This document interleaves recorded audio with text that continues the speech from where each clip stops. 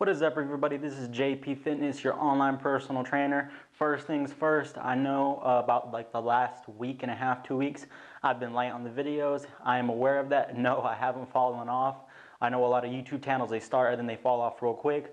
I'm just trying to get a new computer. Again, I'm not a computer whiz. I was trying to edit a video about a week ago, my last video, and Adobe Premiere Pro kept kicking me out saying that I didn't have enough space. I don't know exactly what that means. It might have something to do with the RAM on the computer. It's an old laptop, so I'm currently trying to get another one. I tried it again a few days later, and it didn't kick me out, so that's the last video that I put up. But no, I haven't fallen off. I'm gonna keep making videos, but again, they might be a little bit more sporadic. I'll still try to keep you guys updated on some good info. Next, this can get a little complicated, just a little bit. I'll try to break it down easy for you people who don't necessarily aren't too into exercise. You just like getting a good workout and then going home. But for some people, this may not be that complicated if you're a trainer or if you really read articles about fitness and you have some good fitness programs out there. But to get started, okay, a tempo is just basically the kind of like your speed of a contraction. We're going to be using a biceps curl for the majority of this video. I might reference to other exercises, but we're going to be using a biceps curl for an example. So you might see these four numbers. It has a number, a dash, a number, a dash, a number, a dash, and a number. Just four numbers in a row in reference to a specific exercise. Again, we're going to do a bicep curl. The first number is always referring to the negative portion or the down portion of the exercise. So for an example, a biceps curl, the first number would be in reference to this motion, the down motion. So if you see, and these are in seconds. So if you see a 3 right here, that means a 3-second negative. 1, 2, 3. Now, the second number is in reference to the transition between the down portion and the up portion, the transition. So it's usually a 0. There may be some instances then it's not going to be 0, but it may be a 0. It's usually a 0. So since it's a 0, you'd go 3 seconds down and then you'd take no pause at the bottom because it's a 0. The third number is the positive portion of the movement, or the concentric portion. So again, this is a 1, which means that it will take me 1 second to get to the top. Usually when it says 1, that basically means kind of as fast as you can. You're not going to start putting 0.5 or 0.2 seconds. Sometimes it may be a lot faster than a second, but 1 generally means you go up as fast as you can without with a good form. And the last number is the transition from the top back down to the negative. Again, it's usually a 0. This one might not be a 0 more frequently than the other transition. We'll call that the second transition when it comes from the top to the bottom. It might not be a 0 because, for example, some people, like talking about a biceps curl again, may have trouble contracting. They may have trouble contracting their biceps, so you might see a 1 or even a 2 here. That means they'll stop at the top, squeeze for 1 or 2 seconds, and then go back down to start doing the negative. That can help people with, again, who don't know how to feel the muscle. But again, that's how you read tempo. So when you see those 4 numbers, that's what they refer to. And don't get confused. Now, take another example from another exercise. Think of a pull-up. When you start a pull-up, you start hanging and you start from the bottom. The first motion you do is a positive contraction, or the positive portion of the movement. So even though the first motion in a pull-up is the positive portion, it is still the third number. It is not the first number. The first number is always the negative. So depending on the exercise, you may think, okay, the first motion is a 1, so I need to go up fast still in a pull-up. So don't get that confused. Okay, now that you know about tempos, again, speed of contractions, how fast do you do it? What is your goal? Or what is your overall goal for your workout plan? Are you trying to gain muscle? Are you trying to get stronger? Are you trying to get more powerful? Do you play a sport? But depending on what you do, your tempo is going to be a little bit different. So you can't just go in there and do the contractions as fast as you want, whenever you want. Typically, I see people do them fast, just every rep, fast up, fast down, not going all the way down, but basically really fast, which, yeah, it can get you some benefits, but there's a lot of problem with that. Okay, starting with gaining muscle or hypertrophy. So let's just say you're doing this scheme right here, 3-0-1-0. For gaining muscle, that's pretty optimal. When you're doing a hypertrophy program, a lot of people they overlook the negative portion. They go too fast on the way down. If you want to do more muscular damage, if you want to break down more muscle tissue during the workout, if you want to get a higher time under tension, which is a key factor to gaining muscle, you could check out my hypertrophy video on my channel if you want to learn more about that.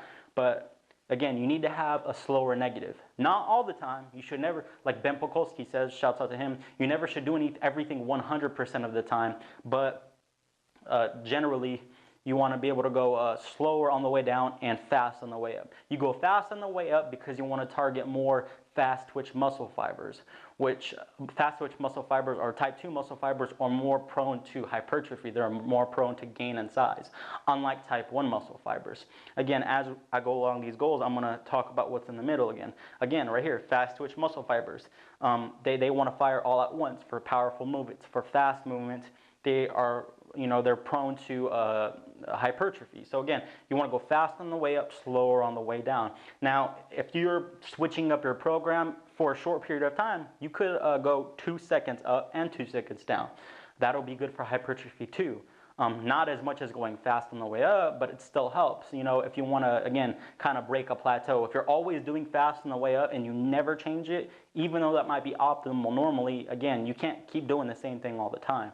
So gaining muscle, again, you got to look at time under tension, going fast to target fast twitch muscle fibers, moderately heavy, and then you really want to go slow on the eccentric. Sometimes only doing the eccentric, like let's just say a pull-up, you overload yourself with more weight on a pull-up and you jump up just to slowly let yourself down doing a negative is really good for gaining muscle. For endurance, let's just say you're trying to, you want to build muscular endurance. You don't necessarily have to go fast on the way up. You can, but you don't have to, because again, your goal is not to build muscle. It's just to be able to increase the endurance of whatever said muscle you're trying to do. So you want to be able to sustain a contraction over a period of time without getting extremely weak. So you could have a 2-0-2-0, or you could have a 2-0-2-2, 2 seconds down, 2 seconds up, a 2-second pause at the top to make sure you're getting a maximal contraction. That could be a good one for endurance. But generally, endurance, unlike gaining muscle, a lot of the times you can go slower on the way up. So that'll be very beneficial. You could even go 3-0-3-0 for endurance if you want. Or you could go 3-0-3-2. You can mess around with the tempo like that. And again, that comes back to this. With slower, low-intensity exercise, like muscular endurance, it's, it's going to be less intense because you're going for higher reps. The muscle fibers fire asynchronously, which means your muscle fibers, they want to work, they're trying to work as a team. If you're doing low-intensity exercise, they can't all be firing at the same time or they're going to get tired. What they'll do is asynchronous means that they fire in offset pattern. So some will fire and then some will fire next. So they don't all fire at the same time. Let's just say it's 2 groups. Group 1 will fire of your muscle fibers and group 2. Then they'll go back and forth. So when it comes to muscular endurance, your muscle fibers take turns firing so they don't get fatigued, which again, it's just your body trying to be efficient. Now on to strength. Strength is where you target your fast twitch or high intensity muscle fibers, type 2 muscle fibers. Generally with strength training, you can definitely gain benefits to train doing a slow repetition for strength training. You definitely can. And there are some components to strength that are slow. For example, let's just say 2 linemen run at each other. The initial run, if they run at each other, is going to be explosive and it is going to be fast. But if they hit each other and they're both kind of similar strength at the beginning and neither of them budges, then it's going to be more of a slower component of strength. There's no more power involved. It's just who can push harder, who can, there may be other things that linemen do, but generally in that example, there is a slower component of strength. But the majority of time, I would probably maybe even take a 2 second down, no pause at the bottom, and then a 1 second positive portion, and then no pause at the top, no pause at the top. I generally would not do a pause at the top for strength training. Again, depending on what you're trying to do. Generally though, I wouldn't. If you're trying to target a slower component of strength, which means heavy weight, low reps, you may want to go 2-0-2-0. Again, generally I wouldn't recommend that all the time, but yes, to switch it up, depending on a sport, something like that, you could do mix it up. But think of a heavy squat. You're not going to want to go slow on the way up. You're not going to be able to do as much weight if you go slow on the way up. Since you're trying to get as strong as you can with strength training, a fast positive portion is generally recommended with not a slow negative, but a moderate negative, moderate pace negative. And again, you don't want to go too slow, because if you go too slow in the negative, you're going to get too fatigued, And then there's other things that have to go with strength and even power, which I'm going to mention next. Like some people use the Valsalva maneuver, which means they hold in their breath when they do a heavy deadlift or a heavy squat. If you're holding in your breath and you go slow on the negative, you're not gonna be able to hold your breath for that long. And then you might pass out, a lot of other things. So a 2-second negative and a 1-second positive portion is a good recommendation for strength. Power, again, is close to strength, but again, power is basically putting a lot of force very fast. So again, an MMA fighter might not be able to deadlift 400 or 500 pounds, but an MMA fighter can generate a lot of power, in a punch or whatever it is. So power, again, just like strength training and maybe even faster on the negative, power, you want to go as fast as possible on the concentric portion or the positive portion of the movement. For example, a box jump. If you look at a box jump, do they come up slow? No, they jump up as quick as they can to generate force.